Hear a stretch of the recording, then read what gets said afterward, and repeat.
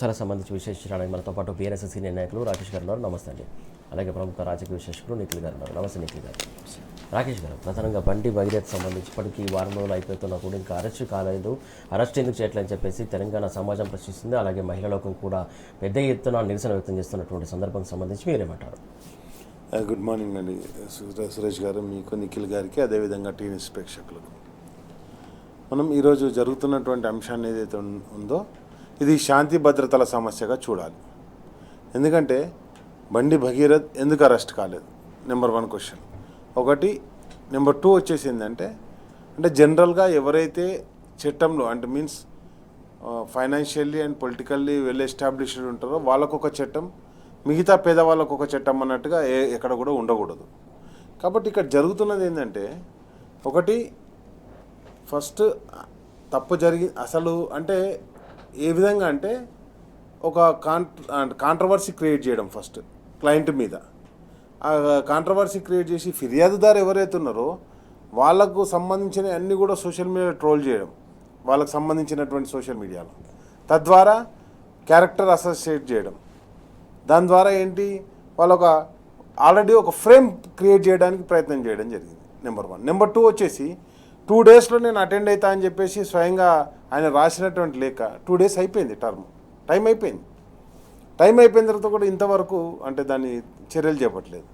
ఇంకొక విషయం ఏంటంటే లుకౌట్ నోటీస్ ఇంతవరకు ఇవ్వలేదు అసలు. నిన్న ప్రవీణ్ గారు, ఆర్ఎస్ ప్రవీణ్ గారు ఏదైతే లేవనెత్తారో మా పార్టీ జనరల్ సెక్రటరీ స్పష్టంగా ఒకటి లేవనెత్తారు. కంప్లైంట్ ఇచ్చినప్పుడు ఉన్న సిగ్నేచర్కు, అదేవిధంగా అది పోలీస్ డిపార్ట్మెంట్కు టైం తీసుకుంటూ రాసిన, సిట్కు టైం తీసుకుంటూ రాసినటువంటి దానికి ఎందుకు తేడా ఉన్నది. అండ్ నెక్స్ట్ వచ్చేసి ఇంతకుముందు పోక్స్కో కేసులు ఎక్కడైనా సిట్ ఏర్పాటు చేశారా ఈ రాష్ట్రంలో? ఈ రాష్ట్ర ముఖ్యమంత్రి స్వయంగా హోంశాఖ మంత్రి. కాబట్టి ఈ హోంశాఖ మంత్రి ఎక్కడన్నా వీటి గురించి సిట్ ఏర్పాటు చేశారా? కాబట్టి ఎక్కడ కూడా అట్లా లేదు. అండ్ నెక్స్ట్ దేశం మొత్తంలో ఎక్కడన్నా ఏర్పాటు చేశారా? చేయలేదు. మరి ఎందుకు ఇక్కడనే ఏర్పాటు చేశారు?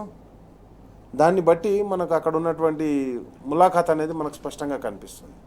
కాబట్టి వీటన్నిటిని పరిగణలోకి తీసుకున్న తర్వాత 1 by 1 మనం స్టెప్ బై స్టెప్ తీసుకుంటూ పోయినప్పుడు, ఒకటి, తనకు తాను కరీంనగర్ పోలీస్ స్టేషన్లో క్లెయిమ్ చేసుకున్నాడు ఐఎమ్ ట్రాప్డ్ అని. ట్రాప్ అని నువ్వు ఎప్పుడైతే క్లెయిమ్ చేసినావో ఆటోమేటిక్గా వాట్ మెసేజ్ యూ సెండెడ్, నేను ఆల్రెడీ ఏవైతే ఫిర్యాదుదారులు ఏవైతే అవన్నీ క్లెయిమ్ చేశారో వాటన్నిటిని కూడా నువ్వు యాక్సెప్ట్ చేసినట్టే కదా. అండ్ నెక్స్ట్ వచ్చేసి ఇవన్నీ యాక్సెప్ట్ చేస్తూ నువ్వే కన్సల్ట్ ఇచ్చేసి, ఇంకొక విషయం ఏంటంటే ఎఫ్ఐఆర్లో ఎప్పుడు కానీ బాధితురాలి పేరు బయటికి రాకూడదు. ఏజ్ కన్సిడర్ చేయకుండా ఎఫ్ఐఆర్లో బాధితురాలి పేరు కూడా నమోదు చేశారు. మరి ఈ రాష్ట్ర హోంశాఖ మంత్రి ఏం చేస్తుండు? ఒక స్పెషల్ కేసు కింద, బండి భగీరథ కేసు కింద దాన్ని ఎందుకు ట్రీట్ చేస్తుర్రు? దాన్ని జనరల్గా జరుగుతున్నటువంటి అన్యాయాలు, అక్రమాలు, మహిళల పక్షాన్ని నిలబడతామని చెప్పినటువంటి మహిళా మంత్రులు కూడా ఎక్కడ ఎందుకు కనిపించట్లేదు?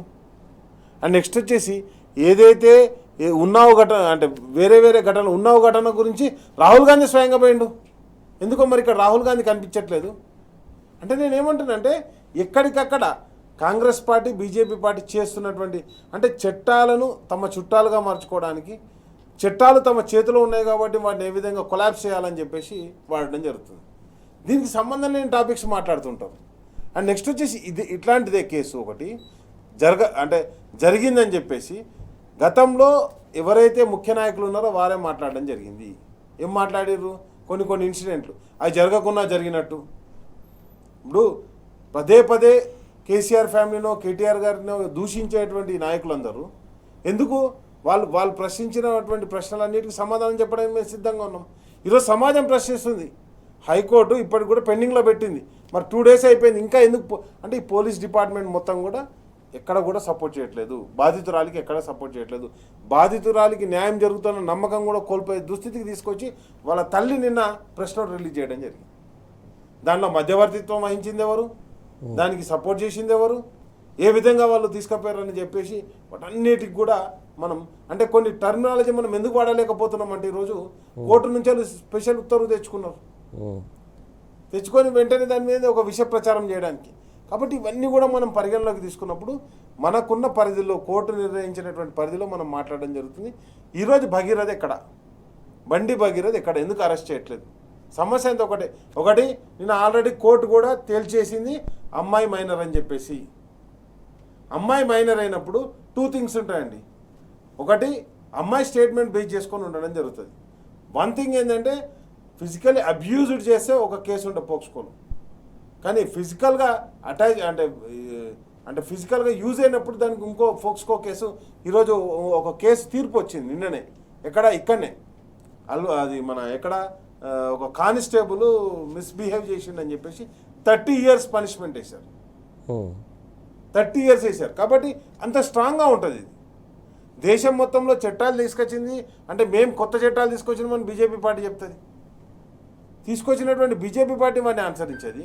మేము మహిళా రక్షణకు ఎంతకైనా సిద్ధమవుతామని చెప్పేసినటువంటి కాంగ్రెస్ పార్టీ దాని గురించి మాట్లాడదు. మొత్తానికి కంప్లీట్గా ఇక్కడ జరుగుతుంది ఏంటంటే ప్రజలంతా గమనిస్తుంది, మహిళా లోకమంతా గమనిస్తుంది, బడుగు బలహీన వర్గాలని గమనిస్తున్నాయి. ఒకటే చెప్తున్నా, ఇక్కడ జరుగుతున్నటువంటి ఏదైతే ఈ ఎపిసోడ్ ఉందో ఈ ఎపిసోడ్ అనే దాన్ని నిరంతరం కొనసాగిస్తారు. ఎక్కడ కూడా నిందితునికి శిక్ష పడకుండా కాపాడుతారు. నిన్న ఉన్నావు ఘటనలో జరిగినటువంటి దాంట్లో కూడా సుప్రీంకోర్టు ఢిల్లీ హైకోర్టు ఇచ్చినటువంటి బెయిల్ కూడా రద్దు చేసింది ఉన్నావు ఘటనలో బీజేపీ మాజీ ఎమ్మెల్యే మీద. కానీ ఎందుకు మన దగ్గరికి వచ్చేసరికి ఇక్కడ ఏదైతే జరుగుతున్నటువంటి సంఘటనలన్నీ కూడా ఎందుకు ఈ విధంగా ఉన్నాయని కూడా ప్రజలు ప్రశ్నించడం జరుగుతుంది. కాబట్టి వీటన్నిటిని మనం పరిగణలోకి తీసుకున్నప్పుడు తప్పే జరగనప్పుడు కోర్టులో నా పేరు ఎందుకు మాట్లాడదని చెప్పేసి క్లెయిమ్ చేశారండి. జరగలేదు, జరిగింది. ఏది జరిగినా కానీ ఇప్పుడు ఒకటి మనకున్నటువంటి సంబంధాన్ని తెంచుకోలేం కదా. నేను ఇదే అడుగుతున్నా. మరి నేనేమంటున్నా అంటే మనం రాజకీయాల్లో ఉన్నప్పుడు భాషను చాలా జాగ్రత్తగా వాడాలి. జరగని సంఘటనను జరిగినట్టుగా సృష్టిస్తూ అదేదో జరిగిపోయిందని చెప్పేసి అబాండాలు వేసినప్పుడు ప్రతిపక్ష నాయకుల మీద సోయలేదా మీకు? మీరు మాట్లాడుతున్న విధానం మీకు ఆ జ్ఞానాన్ని పరిజ్ఞానాన్ని ఇవ్వలేదా? అంటే ఇక్కడ కంప్లీట్గా జరుగుతున్నది ఒకటి ఏంటంటే ఇప్పుడు తప్పు జరిగింది కానీ అది నువ్వు మాట్లాడద్దు. నువ్వు మాట్లాడితే నువ్వు తప్పు చేసినట్టు. ఓకే, దానికి తమకున్నటువంటి నెట్వర్క్ మొత్తాన్ని కూడా వాడుకుంటూ ఇప్పుడు కోర్టు ఏం చెప్పింది? అక్కడ మైనరా మేజరా? Minor number 1. నెంబర్ 2 తప్పు జరిగిందా జరగలేదా? జరిగిందని చెప్పేసి ఎఫ్ఐఆర్ బుక్ చేసింది డీసీపీ గారు. ఒక ఐపీఎస్ ఆఫీసర్ అది తప్పు జరిగింది అని చెప్పేసి ఎఫ్ఐఆర్ బుక్ చేసింది. నెంబర్ 3 ఎఫ్ఐఆర్ బుక్ చేసిన తర్వాత వెంటనే ఎందుకు అరెస్ట్ కాలేదు? ఈ 3 అంశాలు. రైట్. ఈ 3 అంశాలు మాట్లాడకుండా ఈ 3 అంశాలు నువ్వు మాట్లాడద్దు. నువ్వు మాట్లాడితే నువ్వు నాకు అగనెస్ట్. నువ్వు మాట్లాడితే నా మీద వ్యక్తిగత దాడి. నువ్వు మంది మీద ఎవరి మీదైనా వ్యక్తిగత దాడి చేయొచ్చు. నేనేమంటాను కేటీఆర్ గారిని పట్టుకొని నువ్వు ఏం మాట్లావి? ఒక్క మాట మాట్లాడితే కౌశిక్ రెడ్డి గారి మా గంగుల కమలాకర్ అన్న క్యాంప్ ఆఫీస్ మీద దాడి చేస్తావు. ఒక ఎమ్మెల్యే, గౌరవ ఎమ్మెల్యే అక్కడ కూర్చొని ఉండగా అంటే నేను చేస్తే దాడి చేస్తే ఆ దేశం గురించి ధర్మం గురించి నువ్వు తప్పు చేసినా కానీ మాట్లాడితే మాట్లాడద్దు. అది దానికి మళ్ళీ హిందుత్వాన్ని వాడుకుందాం. ఏం సిద్ధాంతం అండి? కాబట్టి నేనేమంటానంటే ఇదంతా కూడా ట్రాష్.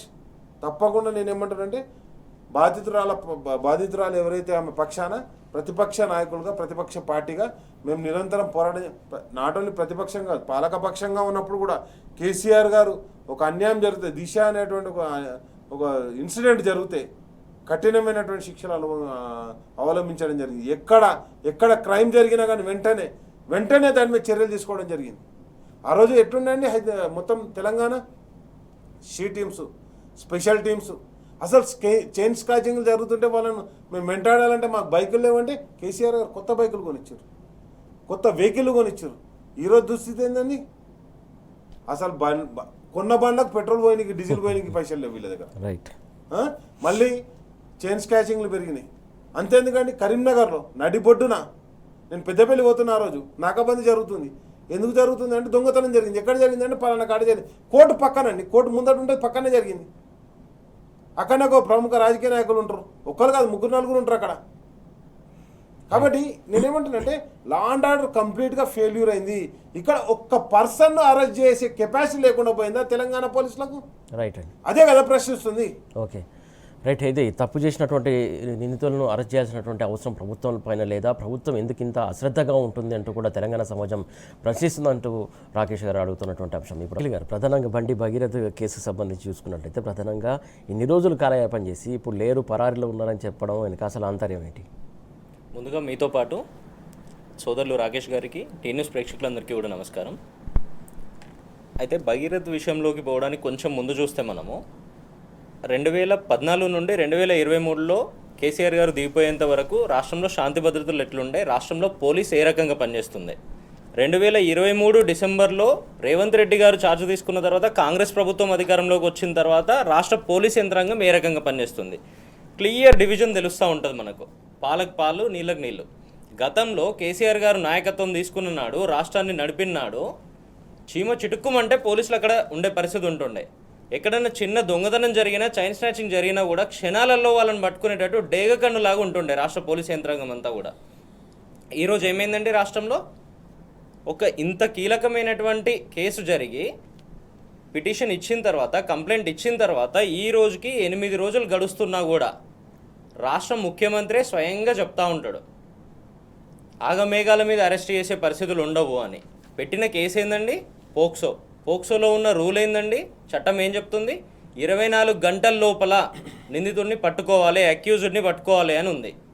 అట్లాంటి 24 గంటలు 8 సార్లు గడిచిపోయినాయి కదా ఈరోజు వరకు. రాష్ట్ర ప్రభుత్వం ఏం చేస్తూ ఉంది, ముఖ్యమంత్రి గారు రేవంత్ రెడ్డి గారు నిస్సిగ్గుగా ఏం చెప్తూ ఉంటారంటే, ప్రైమ్ మినిస్టర్ ప్రోటోకాల్కి సంబంధించి రాష్ట్ర పోలీస్ అంతా అక్కడ పనిచేయడం వల్ల లేట్ అయింది అని చెప్తూ ఉంటారు. అంటే ప్రైమ్ మినిస్టర్ రాష్ట్రానికి వచ్చినప్పుడు మిగతా రాష్ట్రాన్నంతా, అంటే ప్రైమ్ మినిస్టర్ గారి విజిట్ ప్లేస్ని తప్పితే మిగతా రాష్ట్రాన్నంతా గాలికి వదిలేస్తూ ఉంటామా? అంటే మిగతా రాష్ట్రంలో హత్యలు జరగని, ఆత్మహత్యలు జరగని, దమ్మిలు జరగని, దోపిడీలు జరగని, ఏమన్నా జరగని రాష్ట్ర పోలీస్ పనిచేయదా? మొత్తం పోలీస్ వ్యవస్థ అంతా అక్కడే ఉంటుందా? అంటే ఇంటెన్షనల్గా వీళ్ళు తప్పించినట్టుగా చాలా చాలా క్లియర్గా యావత్ తెలంగాణ సమాజం అంతా నమ్ముతూ ఉంది ఈరోజు. ఎందుకు నమ్ముతూ ఉందంటే, గత 2.5 సంవత్సరాల నుండి ఆర్ఎస్ బ్రదర్స్ దోస్తాన్ ఎటువంటిదో రాష్ట్ర సమాజం అంతా కూడా అనేక సార్లు చూసింది. కాబట్టి ఈ ఆర్ఎస్ బ్రదర్స్ వాళ్ళ గతంలో ఉన్నటువంటి దోస్తానికి సంబంధించి వాళ్ళ సాన్నిహిత్యాన్ని మరింత ముందుకు తీసుకుపోయే దాంట్లో భాగం మాత్రమే అనేది తెలుస్తూ ఉంది. రాష్ట్రంలో మైనర్ బాలికకు సంబంధించి ఇక్కడ ఒక 3-4 విషయాలను మనం కీలకంగా అబ్జర్వ్ చేస్తూ ఉంటే, అమ్మాయి మైనరా కాదా అన్నది తేల్చడానికి 8 రోజులు సమయం పట్టిందండి. ముఖ్యమంత్రి గారు ఏమంటారు, క్షణాల్లో ఎట్లా తేలుస్తారు అంటారు. 1-2 గంటల్లో తేల్చే పరిస్థితి ఉండదా? అమ్మాయి ఎక్కడ పుట్టింది, పుట్టిన హాస్పిటల్కి పోతే అక్కడో రిపోర్ట్ ఉంటుంది, అక్కడ ఉన్నటువంటి జోనల్ కమిషనర్ దగ్గర జిహెచ్ఎంసీ ఆఫీస్లో ఉంటుంది, తర్వాత ఆమె బర్త్ రికార్డ్స్ కానీ మిగతా డాక్యుమెంట్స్ ఏమైనా చూస్తూ ఉంటుంది. ఇట్లా అనేక రకాలుగా వీళ్ళు వెరిఫై చేసే అవకాశం ఉంటే కూడా 7-8 రోజులు గడిచిన తర్వాత నిన్న డిక్లేర్ చేస్తారు అమ్మాయి మైనర్ అని. అప్పటి వరకు అమ్మాయి మేజరా మైనరా అన్న డిస్కషన్ మీద చర్చ జరుపుతూ ఉంటారు. అంటే మేజర్ అయితే ఇట్లాంటివి చేయొచ్చా? పోక్సో లాంటి కేసుల్లో ఉంటే మీరు అరెస్ట్ చేయకుండా వదిలిపెట్టొచ్చా మేజర్ అయితే? అంత క్లియర్గా అమ్మాయికి సంబంధించిన తల్లిదండ్రులు సాయంత్రం 5 గంటల నుండి 11 గంటల వరకు పోలీస్ స్టేషన్లో కూర్చొని మా అమ్మాయి పైన ఇటువంటి అఘాయిత్యం జరిగింది, కేసు తీసుకోండి, కంప్లైంట్ తీసుకోండి అంటే 6 గంటలు నీ పోలీస్ కేసు ఎందుకు తీసుకోలేకపోయిందండి? ఆగమేఘాల మీద అదే 6 గంటల 5.5 గంటల వ్యవధిలో ఎవరైతే అక్యూజ్డ్ ఉన్నారో, ఎవరి మీదనైతే కేసు పెట్టడానికి అమ్మాయి తల్లిదండ్రులు నగరం నడిబొడ్డున ఉన్నటువంటి పోలీస్ స్టేషన్కి వచ్చిండ్రో, అక్కడి నుండి ఎటువంటి లీకులు పోతే ఆగమేఘాల మీద అక్యూజ్డే పోయి వేరే సిటీలో కంప్లైంట్ ఏ రకంగా ఇస్తాడండి కరీంనగర్ పట్టణంలో? అంటే వీళ్ళకన్నా ముందు కంప్లైంట్ తనిచ్చిండు అన్నది ప్రూవ్ చేయడానికి. రెండో విషయము, అక్యూజ్డ్కి సంబంధించిన అనుయాయులు కావచ్చు, వాళ్ళకున్న పరపతిని వాడుకొని వాళ్ళ చుట్టూ ఉండేవాళ్ళు కావచ్చు, ఈరోజు వరకు ఏం మాట్లాడుతూ ఉంటారండి, హనీ ట్రాప్ ఇది అని మాట్లాడుతూ ఉంటారు. నిన్న ముఖ్యమంత్రి గారు కూడా ఒక సమావేశంలో కూర్చొని హనీ ట్రాప్ అనే డిస్కషన్ వచ్చింది అని చెప్తూ ఉంటారు. చాలా స్పష్టంగా అమ్మాయి ప్రమేయం లేకుండా అమ్మాయి అకౌంట్కి ఒక 50,000 రూపాయలు ట్రాన్స్ఫర్ చేసి ఎందుకు వచ్చింది, నాకెందుకు ట్రాన్స్ఫర్ చేసిండ్రో అన్న ఆలోచనతోనే అమ్మాయి అలర్ట్ అయ్యి ఇమ్మీడియట్గా రిటర్న్ కొట్టింది ఆ 50,000. దాన్ని హనీ ట్రాప్ అంటారా? అమ్మాయికి సంబంధించి అనేక విషయాలు ఈరోజు బయటకు వస్తూ ఉన్నాయి కదా. మీరే ఫోటోలు బయట పెడతా ఉన్నారు, మీరే అమ్మాయిని బ్లేమ్ చేయాలన్న ఆలోచన చేస్తూ ఉన్నారు. ఇట్లా అనేక రకాలుగా చేస్తూ ఎంతసేపు దీంట్లో కాలయాపన చేస్తున్నటువంటి పరిస్థితులు చాలా స్పష్టంగా కనబడతా ఉన్నాయి. మరొక కీలకమైన విషయాన్ని మీరు గమనిస్తే, బండి భగీరథ్ పేరుతో లేఖలు బయటకు వస్తాయి. ఏమని వస్తాయి? 2 రోజుల తర్వాత నేను వచ్చి ఎంక్వైరీకి అటెండ్ అవుతా, మీ దగ్గరికి వస్తా అని. ఆ 2 రోజులు వీళ్ళు సమయం ఇచ్చినట్టుగా ఒకవైపు లీకులు ఇస్తూ, మరోవైపు ఏం చెప్తా ఉంటారు, నిన్న ఆ 2 రోజులు అయిపోయిన తర్వాత, ఆ 48 గంటలు గడిచిన తర్వాత, లేదు అది ఫేక్ లెటరు, మాకు అఫీషియల్గా ఎటువంటి లెటర్ రాలేదు, ఎటువంటి ఈమెయిల్ రాలేదు అని చెప్తారు. మరి 48 గంటలు దేనికోసం మీరు ఇటువంటి లీకులు ఇచ్చిండ్రు? ఇది ఇంకో విషయము. మరొక కీలకమైన విషయాన్ని చూస్తే ఇట్లా అనేక రకాలుగా మనకు కనబడతా ఉన్నాయి. మరొక కీలకమైన విషయాన్ని చూస్తే స్పష్టంగా అక్యూజ్డ్కి సంబంధించినటువంటి తన తరపున వాదిస్తున్నటువంటి లాయర్ ఏం చెప్తా ఉంటారంటే, మీరు అరెస్టు చేయమని ఆర్డర్ ఇవ్వండి, అక్యూజ్డ్ వచ్చి విచారణకు సహకరిస్తాడు అని చెప్తా ఉంటారు. అంటే వీళ్ళ అందుబాటులో ఉన్నట్టే కదా అక్యూజ్డ్. ఉన్న తర్వాత కూడా రాష్ట్ర పోలీస్ ఏం చెప్తా ఉంటుంది, పరారైండు, అందుబాటులో లేడు, ఢిల్లీకి టీములు పంపినాము, కలకత్తాకు టీములు పంపినాము, అమెరికాకు టీములు పంపినాము అని చెప్తా ఉంటారు. ఇంత స్పష్టంగా వాళ్ళ అడ్వకేటే చెప్తా ఉన్న తర్వాత మీరు ఏ రకంగా తప్పించడానికి ప్రయత్నాలు చేస్తూ ఉన్నారు? ఇన్ని రకాల అవకాశాలు ఉన్నా కూడా ఇంటెన్షనల్గా రేవంత్ రెడ్డి గారు బండి సంజయ్ గారిని కానీ లేదంటే వాళ్ళ కుటుంబానికి సంబంధించిన వాళ్ళని కానీ జరుగుతున్నటువంటి కీలక పరిణామాల విషయంలో ఏ రకంగా వాళ్లకు మద్దతు పలకాలి, ఆర్ఎస్ బ్రదర్స్ సాన్నిహిత్యాన్ని ఏ రకంగా ముందుకు తీసుకుపోవాలి, లేదంటే వాళ్ళ బడేబాయికి కోపం వస్తే ఎటువంటి పరిస్థితులు వస్తాయో అని ఒకవైపు మోడీ గారి దీనికోసం చూడడము, ఇట్లా అనేక రకాలుగా చూస్తూ ఒక మైనర్ బాలికను ఇన్ని రకాలుగా హ్యూమిలియేట్ చేస్తున్నటువంటి పరిస్థితి. ఈ బాధంతా భరించలేక స్వయంగా వాళ్ళ తల్లి నిన్న 5-6 పేజీలతో అనేక విషయాలు చెప్పింది.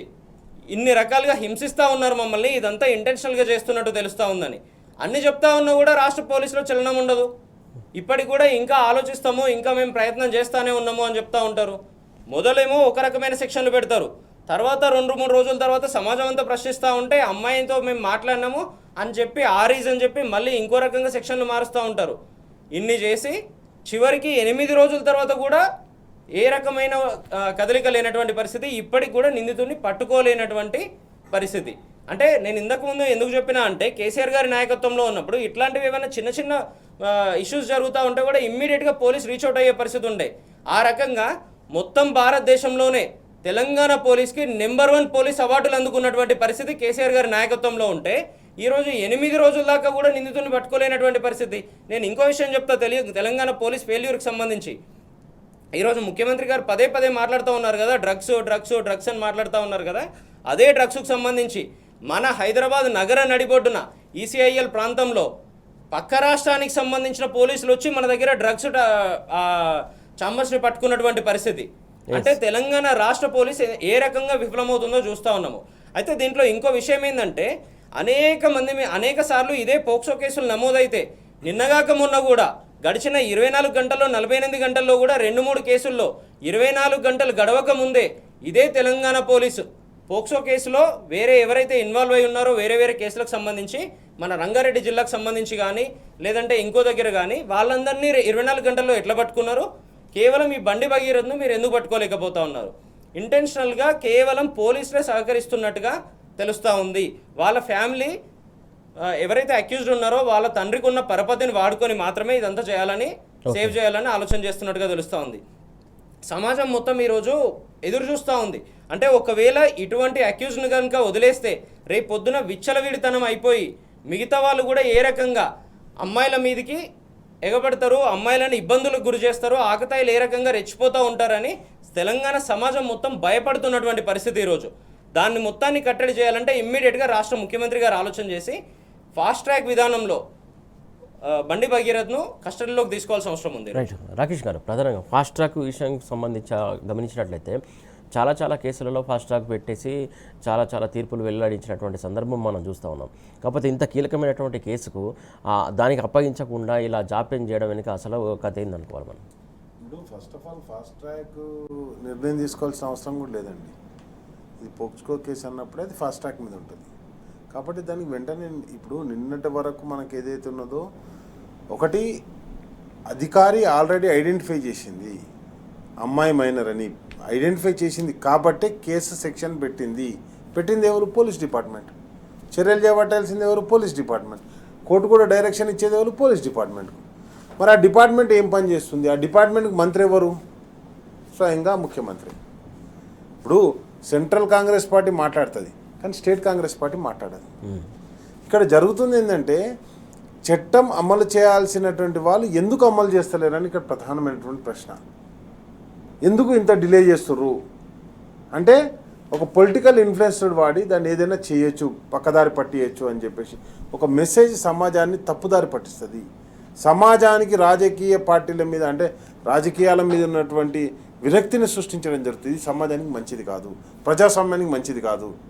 కాబట్టి దాన్ని వెంటనే ఇప్పుడు అరెస్ట్ చేయాలి అండ్ నెక్స్ట్ వచ్చేసి కోర్టులో అది ప్రవేశపెట్టాలి.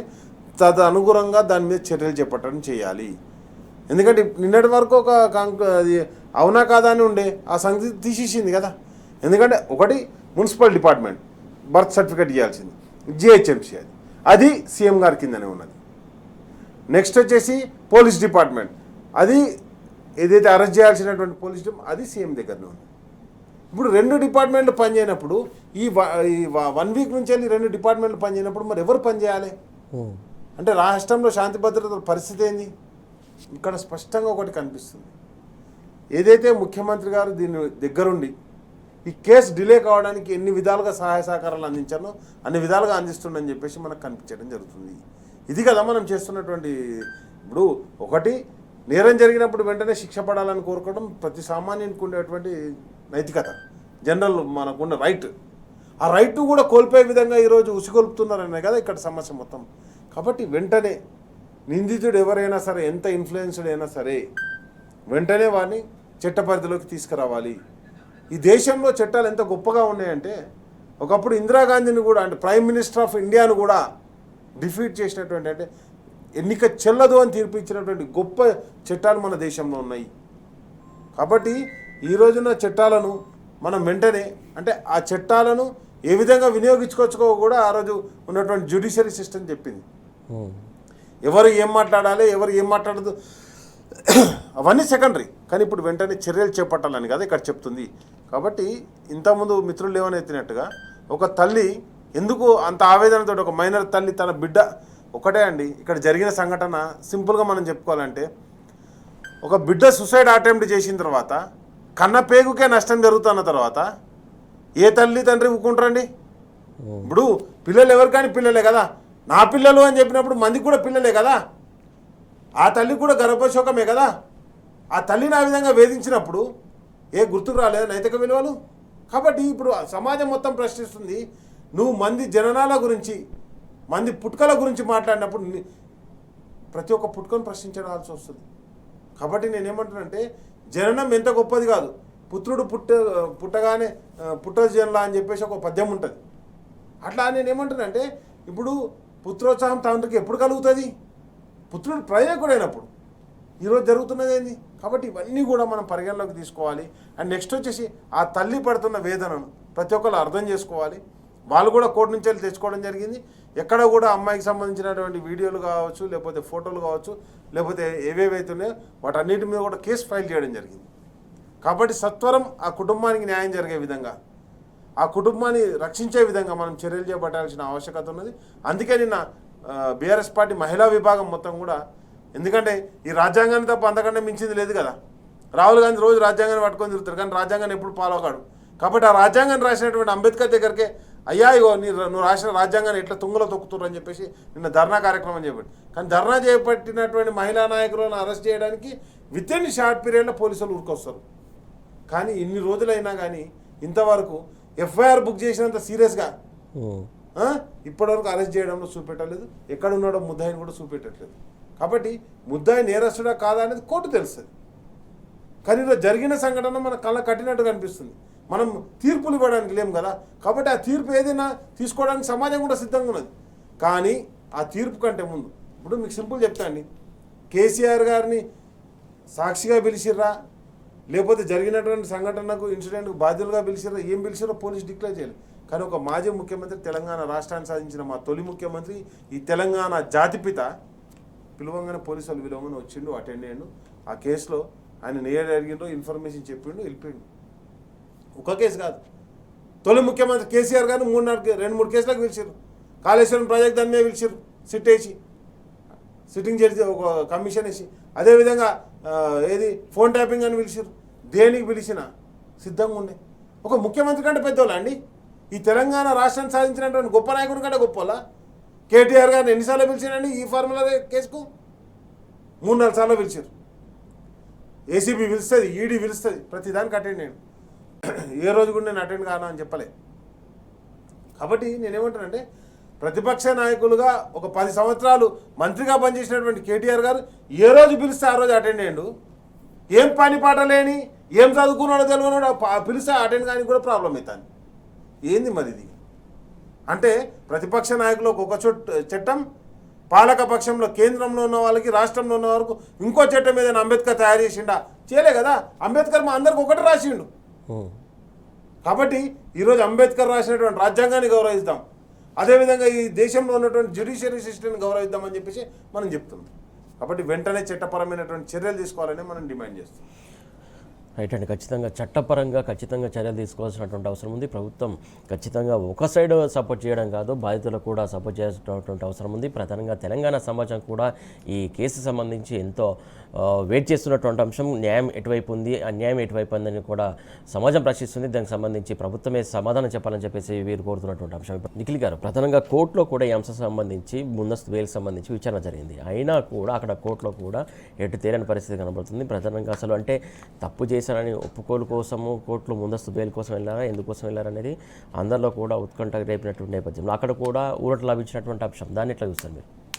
ఖచ్చితంగా కేసు జరిగిందే సెక్షన్ 5, సెక్షన్ 6 ఎప్పుడైతే పెట్టినరో వీళ్ళు, that it self confirms that POCSO కేసులో 24 గంటల్లోపు రిమాండ్ చేయాలని, 24 గంటల్లోపు పోలీస్ ఆధీనంలోకి తీసుకోవాలని, 24 గంటల్లోపు పట్టుకోవాలని. అంత స్పష్టంగా పోక్సో కేసులో ఆదేశాలు ఉన్నా కూడా, చట్టమే చాలా క్లియర్గా చెప్తున్నా కూడా ఈ రోజు వరకు రిమాండ్ చేయలేదు అంటేనే వీళ్ళ ఇంటెన్షన్ ఏందో అర్థమవుతా ఉంది. ఏదో ఒక రకంగా తప్పియాలన్నది మాత్రమే వీళ్ళ ఇంటెన్షన్. దానికి సంబంధించి వాళ్ళ న్యాయవాది ఎంతసేపు అక్యూజ్డ్ తరపున వాదిస్తున్నటువంటి నిరంజన్ రెడ్డి గారు ఇంకొకరు వాళ్ళు ఏం చెప్తా ఉంటారంటే, ఎంతసేపు అరెస్ట్ చేయకుండా మాకు బెయిల్ ఇవ్వండి, అరెస్టు చెయ్యము అని అంటే మేము విచారణకు రావడానికి సిద్ధంగా ఉన్నాము అని చెప్తా ఉంటారు. అరెస్టు చేయాలన్నదే కదా చట్టం చెప్తుందే, అరెస్టు చేయమని కదా. చాలా స్పష్టంగా మైనర్ అమ్మాయి అనే కన్ఫర్మేషన్ వచ్చింది ఈరోజు. రెండో విషయము, అఘాయిత్యం జరిగింది అన్నది చాలా స్పష్టంగా మైనర్ దగ్గర నుండి స్టేట్మెంట్ తీసుకుంది ఇదే రాష్ట్ర పోలీస్ యంత్రాంగం, అదే సిట్టు ఆఫీసర్. తీసుకున్న తర్వాత ఇంత స్పష్టంగా తెలిసిన తర్వాత కూడా వీళ్ళు మళ్ళీ కోర్టుల చుట్టూ తిరగడము, ఇంకోటి తిరగడము, వీళ్ళు ఎన్ని చేసినా కూడా ఎండ్ ఆఫ్ ది డే అది అరెస్టు తప్పదు అనే సంకేతాలు చట్టం చాలా స్పష్టంగా చెప్పిన విషయం వల్ల వాళ్ళకు వాళ్ళే సరెండర్ అయ్యి ఈరోజు చట్టాన్ని గౌరవిస్తే బాగుంటుంది అన్నది యావత్ తెలంగాణ సమాజం అంతా కోరుతా ఉంది. మీరు మరొక్క విషయాన్ని దీంట్లో గమనిస్తే, గతంలో ఈరోజు రాష్ట్రాన్ని నడిపిస్తున్నటువంటి ముఖ్యమంత్రి గారు గతంలో ఏం మాట్లాడినరో ఒక్కసారి చూస్తే, స్పందించాల్సిన అవసరం రాష్ట్ర ముఖ్యమంత్రి గారికి బాధ్యత లేదా? స్పందించాల్సిన అవసరం లేదా? రాష్ట్రంలో శాంతి భద్రతలు ముఖ్యమంత్రి గారి పరిధిలో అంశం. ఇన్ని వరుసన సంఘటనలు మైనర్ బాలికల మీద రేపులు జరుగుతుంటే ముఖ్యమంత్రి గారు అధికారులను పిలిచి సమీక్ష ఎందుకు చేయలేదు? సంబంధిత హోంశాఖ మంత్రిని పిలిచి ఎందుకు సమీక్ష చేయలేదు?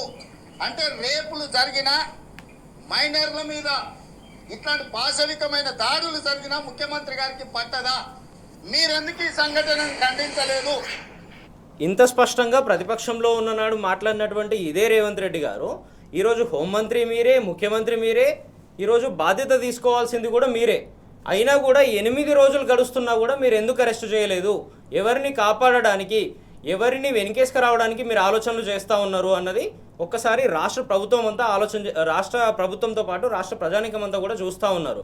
ఇదే ప్రభుత్వంలో ఉన్నటువంటి కొంతమంది కీలక వ్యక్తులు ఏం చెప్తా ఉంటారంటే, ఆ అమ్మాయిని అబ్బాయిని కలిపితే బాగుంటుంది కదా, వాళ్ళకి పెళ్లి చేస్తే బాగుంటుంది కదా, పెద్ద మనుషులు ఇన్వాల్వ్ అయితే బాగుంటుంది కదా. మంత్రి హోదాలో ఉండి ఇటువంటి వ్యాఖ్యలు ఏ రకంగా చేస్తూ ఉంటారు?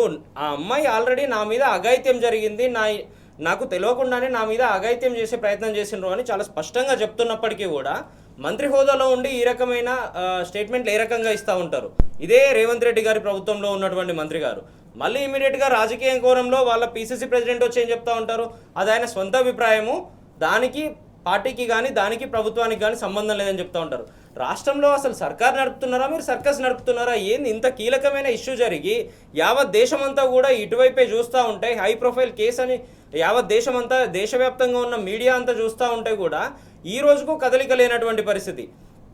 దీని మీద అనేక సార్లు గతంలో కేసులైనాయి, ఆ కేసులకు సంబంధించి రుజువులైనాయి, రిమాండ్లు అయినాయి, అవన్నీ సైటేషన్స్ ఉన్నా కూడా చాలా క్లియర్గా చట్టం చెప్తున్నా కూడా ఈ రోజు వరకు కూడా దాన్ని మొత్తం తుంగలో దొక్కుతున్నట్టుగా మీరు ఏ యాంగిల్లో చూసినా కనబడతా ఉంది. హనీ ట్రాప్ అన్నారు, అబ్స్కాండింగ్ అన్నారు, పరారీలో ఉన్నారన్నారు. ఇందాక రాకేష్ గారు చెప్తున్నట్టుగా లుకౌట్ నోటీస్ ఈ రోజు వరకు ఎందుకు ఇవ్వలేదు? అబ్స్కాండింగ్ అన్నారు, దేశం లోపలనే తిరుగుతూ ఉన్నాడని మీకు ఎట్లా తెలుస్తూ ఉంటుంది? లుకౌట్ నోటీస్ ఇస్తే కదా రేపు పొద్దున బయటికి పోయిందా లేదా, పోతే ఏం చేయాలి, పోకపోతే ఏం చేయాలి, ఒకవేళ పోయే ఆలోచనలు చేస్తూ ఉంటే ఏ రకంగా అడ్డుకోవచ్చు, ఇటువంటివన్నీ చేయొచ్చు కదా. గతంలో రాజకీయ ప్రేరేపితమైనటువంటి అనేక కేసుల్లో మరీ ముఖ్యంగా చూస్తే ఇందాక రాకేష్ గారు చెప్పినట్టుగా ఫోన్ ట్యాపింగ్కి సంబంధించి కానీ ఇంకో దానికి కానీ గతంలో పనిచేసిన అధికారుల మీద అనేక సార్లు లుకౌట్లు ఇచ్చిండ్రు కదా మీరు. మరి ఈ రోజు ఎందుకు ఇవ్వలేకపోతా ఉన్నారు? పోలీస్ అంత యాక్టివ్గా ఎందుకు పనిచేయలేకపోతా ఉంది? ఈ 2.5 సంవత్సరాల్లో ఎంతమంది మీద ఇటువంటి అఘాయిత్యాలు జరిగినాయి? దాంట్లో అనేక మంది రిమాండ్కి పోయినరు కదా, అదే పోక్సో కేసులో అదే సెక్షన్ 5 అదే సెక్షన్ 6 ఉన్నప్పుడు. మరి ఈ రోజు అదే సెక్షన్లు ఉన్నప్పుడు, అదే పోక్సో ఉన్నప్పుడు మీరు ఎందుకు పంపట్లేదు అన్నది మాత్రమే రాష్ట్రమంతా చూస్తూ ఉంది. ఈ రోజు కాకపోతే రేపైనా కూడా కోర్టు ఖచ్చితంగా దీని మీద డైరెక్షన్ ఇచ్చే అవకాశాలు చాలా చాలా స్పష్టంగా ఉన్నాయి. నిందితుడు తప్పించుకునే పరిస్థితే లేదు కాబట్టి రాష్ట్ర ముఖ్యమంత్రి తెలంగాణ పోలీస్ పరువును కానీ తెలంగాణ రాష్ట్ర ప్రతిష్టను కానీ కాపాడాలన్న ఆలోచన ఉంటే ఇమ్మీడియట్గా వాళ్ళ కస్టడీలోకి నిందితుడిని తీసుకోవాల్సిన అవసరం ఉంది. రాష్ట్ర పరువును నిలబెట్టాల్సిన అవసరం ఉంది. గతంలో ఏ రకంగా అయితే తెలంగాణ పోలీస్కి దేశవ్యాప్తంగా ఒక రెప్యుటేషన్ ఉండేనో, దేశంలో ఎక్కడన్నా మిగతా రాష్ట్రాల్లో కీలకమైన ఇబ్బందులు కానీ రాబరీలు కానీ అట్లాంటివి జరుగుతూ ఉంటే తెలంగాణ పోలీసుల అడ్వైస్ తీసుకునే విధంగా, పక్క రాష్ట్రాలు అడ్వైస్ తీసుకునే విధంగా తెలంగాణ పోలీస్ పనిచేసింది. కాబట్టి ఈరోజు ఖచ్చితంగా దాన్ని దెబ్బతీసే ఆలోచనలు చేయకండి. ఇటువంటి లా అండ్ ఆర్డర్ ఇష్యూస్ కానీ క్రిమినల్ నెగ్లిజెన్స్ ఇష్యూస్ కానీ ఒకసారి మన రాష్ట్రం మీద పడితే కనుక రేపు పొద్దున రాష్ట్రానికి అనేక రకాలుగా నష్టం జరిగే అవకాశం ఉంటుంది.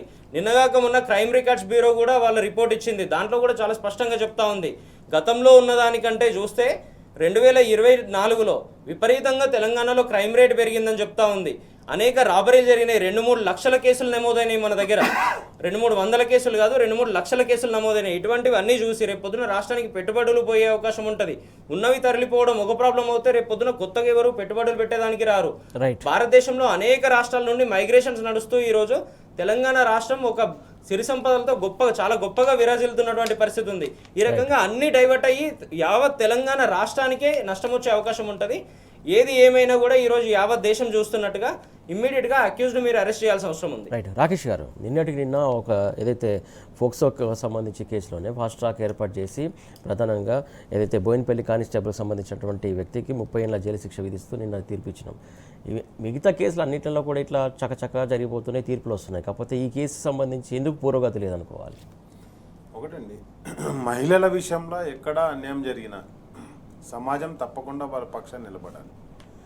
ప్రజాస్వామ్యం అంటేనే ఎవరైతే బాధితులు ఉంటారో, ఎవరైతే వీకర్ సెక్షన్ ఉంటారో, ఎవరైతే ఈ సమాజాన్ని నమ్ముకొని మనుగడ సాగిస్తుంటారో, ఈ సమాజం గురించి మనుగడ సాగిస్తుందో వాళ్ళని కాపాడుకోవాల్సిన బాధ్యత ఉంటుంది.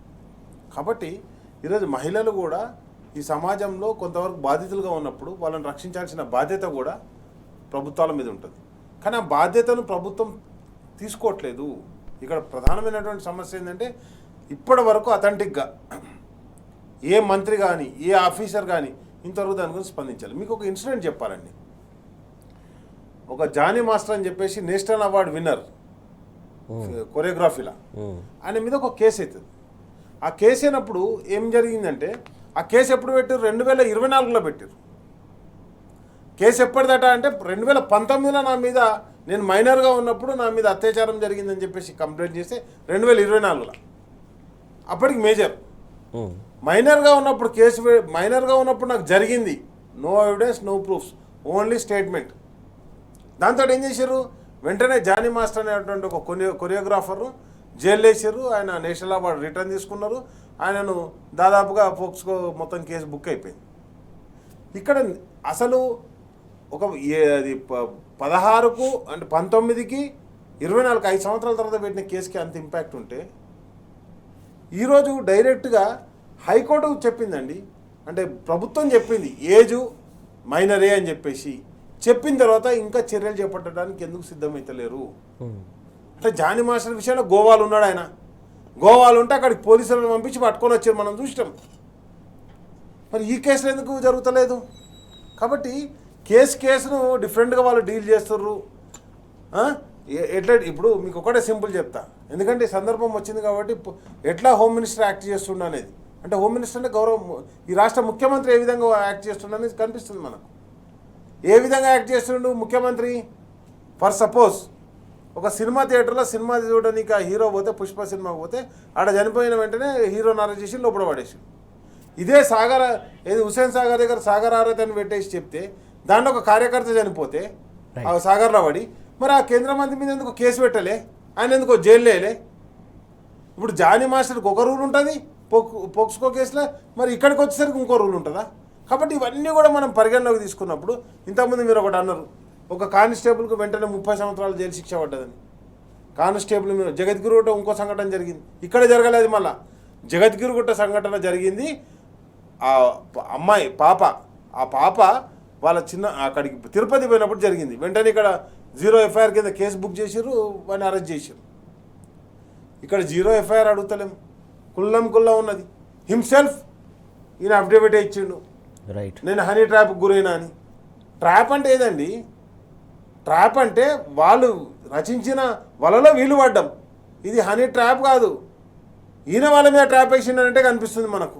ఓకే. కాబట్టి ఇవన్నీ కూడా ఇంకొకటి మాట అంటే పదే ఆర్ఎస్ ప్రవీణ్ కుమార్ గారు చెప్పిన మాటల్ని మనం పరిగణలోకి తీసుకోవాలి. ఈరోజు అన్ని పోలీస్ స్టేషన్లలో సీసీ కెమెరాలు ఉన్నాయి. ఎవరు ఎప్పుడు ఏ సమయానికి వచ్చారు? బయట సీసీ కెమెరాలు పనిచేస్తలేమంటే ఎవరైనా నమ్ముతారు. పోలీస్ స్టేషన్లో కూడా సీసీ కెమెరాలు పనిచేస్తలేమంటే ఏం చేద్దాం మనకి?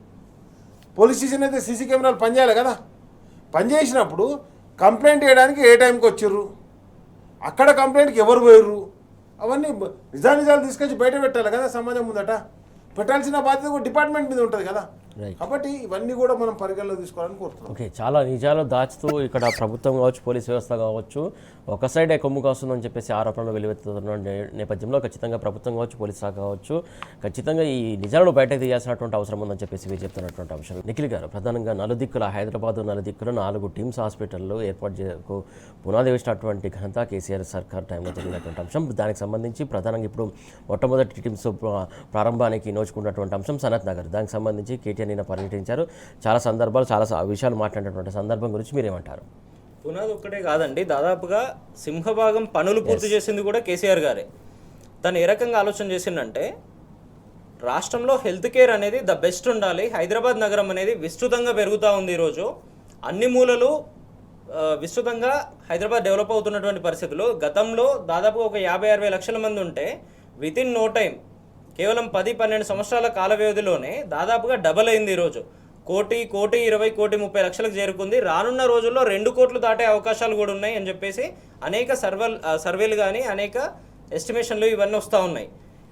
ఈ పరిధిలో తెలంగాణ రాష్ట్రంలో ఉన్నటువంటి జిల్లాలకు సంబంధించినటువంటి సిటిజన్స్ కానీ, హైదరాబాద్ నగరంలో ఉండేవాళ్ళు కానీ అందరూ కార్పొరేట్ హాస్పిటల్స్కి పోయి లక్షలాది రూపాయలు పెట్టే పరిస్థితి ఉండదు. కాబట్టి ఎక్కడికక్కడ ప్రభుత్వమే దవాఖానాలు పెట్టి హై క్లాస్ ఇన్ఫ్రాస్ట్రక్చర్ మొత్తం క్రియేట్ చేసి అన్ని ఫెసిలిటీస్ అదే హాస్పిటల్లో ఉండే విధంగా కేసీఆర్ గారు ఆలోచనలు చేసిండ్రు.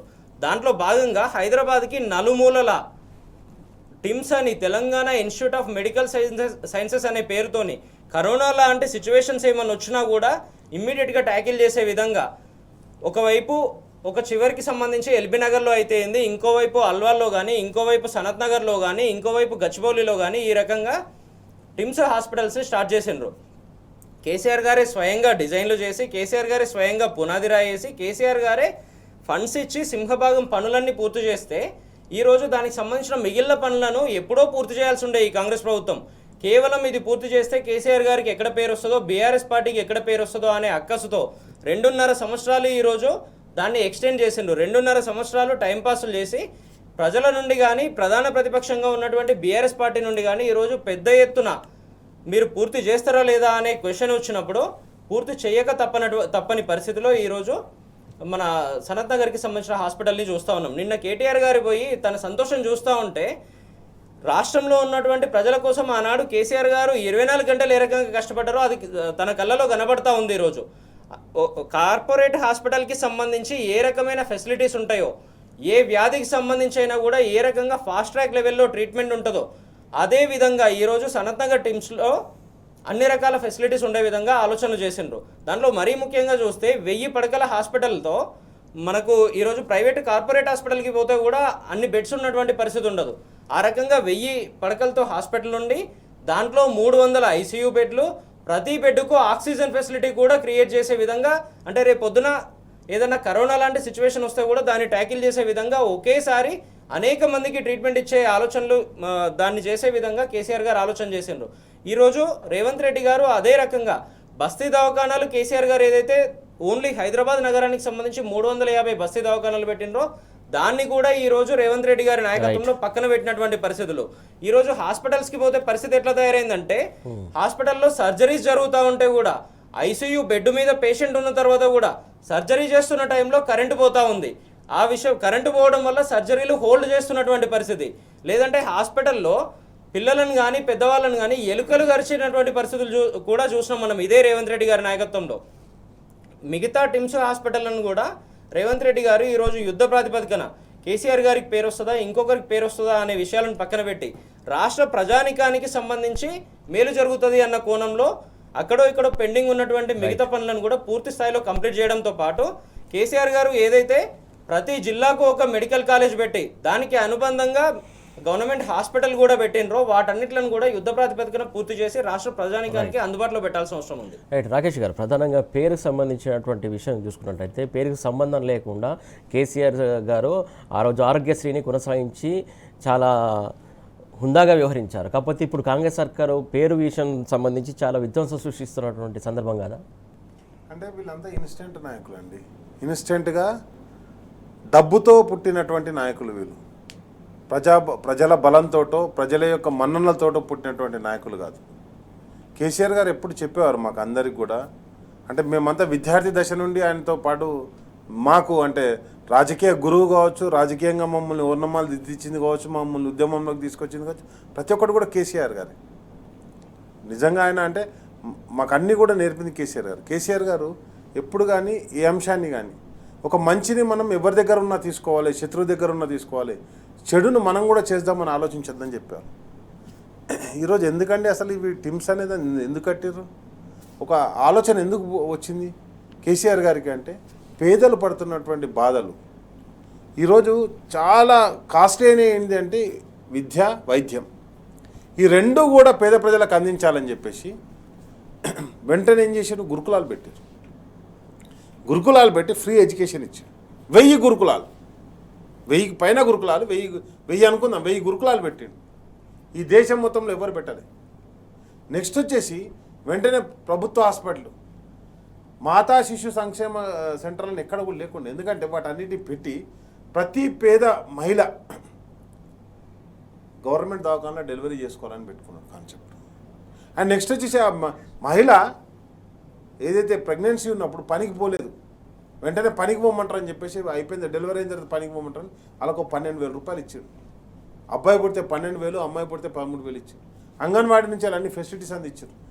ఆ తల్లి తన బిడ్డను, ఏ తల్లి కూడా తన బిడ్డను అంటే దుఃఖంలో చూడాలనుకోదు, కాబట్టి ఆ సంతోషాన్ని ఇవ్వడానికి కేసీఆర్ కిట్ ఇచ్చిండు. అవన్నీ ఈరోజు మాయమైపోయింది. ఈరోజు టీమ్స్ కూడా నేనేమంటున్నా అంటే ఇక్కడ హైదరాబాద్లో ఉన్నటువంటి జనానికి అంటే జనాభాకు మనకు ఉన్నటువంటి ప్రాబ్లమ్స్కు వాటితో నీకు ఏమవుతుంది, కంప్లీట్గా చుట్టుపక్కల గాంధీ ఉస్మానియా తప్ప ఇంకోటి లేకుండా అయిపోయింది హాస్పిటల్స్. కరోనా టైంలో మనం చాలా క్లిష్ట పరిస్థితిని ఎదుర్కొన్నాం. వీటన్నిటిని చూసినటువంటి కేసీఆర్ గారు ఒక ప్రజానాయకుడు, ప్రజల నుండి పుట్టినటువంటి నాయకుడు, ఒక ఉద్యమ నాయకుడుగా ఆలోచించి ఒక ఉద్యమ నిర్ణయాలు తీసుకోవడం జరిగింది. మీకు దేశంలో జరిగినటువంటి ప్రతి ఒక్క నిర్ణయంలో కూడా, దేశంలో జరిగిన సంస్కరణలన్నింటిలో కూడా కేసీఆర్ గారు ఉంటారు. అది జల సంరక్షణ యోజన మిషన్ కాకతీయ కావచ్చు, హర్ ఘర్ జల్ మిషన్ భాగీరథ కావచ్చు, లేకపోతే మెడికల్ కాలేజీలు కావచ్చు, లేకపోతే కిసాన్ సమ్మాన్ యోజన అది రైతు బంధు కావచ్చు. ఇవన్నీ కూడా దేశం మొత్తంలో ఏ నాయకుడు వాటిని ప్లాన్ చేసింది ఒకే ఒక నాయకుడు కేసీఆర్ గారు. ఎందుకంటే కేసీఆర్ గారు కంప్లీట్గా సమాజం నుండి దుఃఖం నుండి పుట్టినటువంటి నాయకుడు. కాబట్టి కేసీఆర్ గారు చేసినటువంటి ప్లానింగ్. అండ్ నెక్స్ట్ వచ్చేసి నిన్న రామన్న కేటీఆర్ గారు అవి సందర్శించి ఏం చెప్పిండు అంటే, అవి ప్రతిపక్షంలో ఉన్నా పాలక పక్షంలో ఉన్నా నిరంతరం మేము పర్యవేక్షిస్తుంటాం, మీకు కావాల్సిన అక్కడున్న ఫెసిలిటీస్ కూడా చెప్పడం జరిగింది. అంటే జనరల్గా అంటే కేసీఆర్ గారు క్యాన్సర్ హాస్పిటల్ పోతుంటే అక్కడ ఫుట్పాత్ మీద వాళ్ళు పండుకున్నారు, వాళ్ళకి ఆ ప్రాబ్లం ఉండదని ధర్మశాలలు కట్టడం జరిగింది. చుట్టూ నాలుగు దిక్కుల ఇప్పుడు మేము పెద్దపల్లి పోతుంటే కరీంనగర్కి పోతుంటే మాకు అక్కడ అల్వాల్గాడ ఒకటి టిమ్స్ నిర్మాణం ఇంకా అది పెండింగ్లోనే ఉన్నది. ఎస్ అండ్ అదేవిధంగా నేనేమంటానంటే మన ఈ ఫ్రూట్ మార్కెట్ ఉండే కొత్తపేటలో ఆ ఫ్రూట్ మార్కెట్ని షిఫ్ట్ చేసి అక్కడ కూడా ఒక టిమ్స్ కట్టి రైట్ గచ్చిబౌలి ఒకటి ఇవన్నీ 4 దిక్కులా బిల్డ్ చేసి ఈరోజు ప్రాబ్లం ఏంటండి, ఈరోజు బస్సు దవాఖానలో పోతే ఎక్స్పైరీ డేట్ మందులు దొరుకుతున్నాయి. ఇవి హాస్పిటల్ని వండబెట్టిర్రు. ఓ దిక్కు ఇరిగేషన్ పాలమూరు ఎత్తిపోతలను ఖతం చేసిర్రు, దాన్ని కూడా ఆపేసి పెట్టిర్రు. కాబట్టి కాంగ్రెస్ ప్రభుత్వంలో ఏం జరుగుతుందంటే ఢిల్లీకి బ్యాగులు తప్ప ఇంకోటి ఏం పోతలేవు. ప్రజలకు జరగాల్సింది ఒక్కటి కూడా జరగలేదు. ఇప్పటికీ 1 ఎకరం 2 ఎకరాలు అనుకుంటే 2 ఎకరాలకు రైతు బంధు పడ్డది. ఇంకా మిగతా రైతు బంధు ఎప్పుడు పడుతుంది అంటే చేతులు ఎత్తేసారు. అది కూడా బంద్ చేస్తారు. నేనేమంటే క్రమక్రమంగా ప్రజలకు అందే ప్రయోజనాలన్నీ బంద్ చేసే కాంగ్రెస్ పార్టీ తమ స్వప్రయోజనాలు లాస్ట్కి వస్తే ఈరోజు మా పరిస్థితి ఏంటంటే అడ్లు నింపే గోనె సంచులు కూడా దొరుకుతలేవు. ఆ గోనె సంచులు కూడా ప్రభుత్వం ఇచ్చాడు బంద్ చేసి. అదేం పుక్కడికి అది నేను సంచి తీసుకపోయి దాన్ని కాంటా పెట్టినప్పుడు సంచి బరువు కూడా చెప్తున్నారు, కానీ దాన్ని కూడా ఖతం చేసి పడేసారు. కాబట్టి కేసీఆర్ గారు ఉన్నప్పుడు ఎట్లుండే ఈ రోజు ఎట్లుండే అని ప్రజలు సమీక్షించుకోవడం జరుగుతుంది. రైట్, థ్యాంక్ యూ అండి, thank you so much Rakesh గారు, thank you so much Nikhil గారు. మొత్తానికి చూస్తున్నాం కదా కేసీఆర్ సర్కార్ టైంలో పాలన ఎట్లా ఉండే ఇప్పుడు ఎట్లా ఉందనేది ప్రజలు ఆలోచించాలని చెప్పేసి కోరుతున్నటువంటి అంశం ఇది. ఇవాళ వార్తల వాస్తవాలు. Keep watching tea news.